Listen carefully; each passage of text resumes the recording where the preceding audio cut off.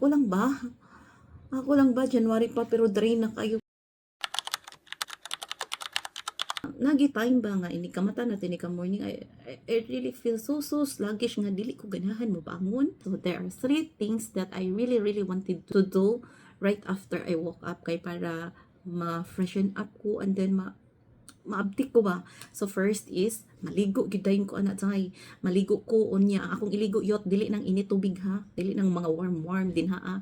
Bugnaw kay para mabugnawan atong utok, mabugnawan atong lawas. As in di ba kung maligo kag bugnaw kay feeling fresh kaayo unlike sa kanang warm.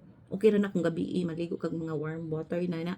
Pero kung morning dapat katog yung bugno kay para fresh kayo ang imong feeling ikahuman and then I will gonna say every day yun na mag-say ko na ako'y mantra na sa CR I'm awake, I'm alive, and I feel great. Maugid na akong ginastorya sa akong kagalingon kada adto na ako ligo sa CR. So mo na mantra na ako na ako nang na-adapt na nako from forever living sa una kanang na mga training ba. So na-adapt na nako nga kung i-mind conditioning nato ato da ang lawas atong hunahuna ba sa atong body daw kuno mo follow. So when you say I'm alive, I'm awake, and I feel great, o di ba mura siya positive pang good vibes ba.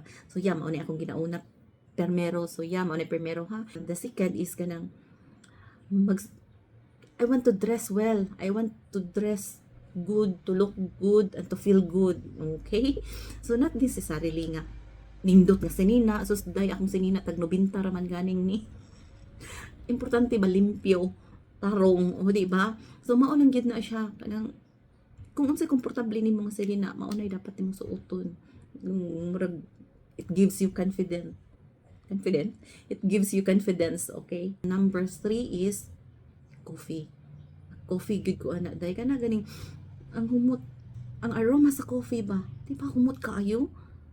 Day makawala jud na sa ako ang stress day ang coffee. Nagsimot pa lang nako nigkutaw nako nagsimot. Kahumot agoy wala positive vibes na dayon taana. So yeah, that's what I do when I feel so kapoy na man yung time nga kapoy kita stress kay ta and then di taganahan mo bangon ini ka morning. So mao na akong buhaton.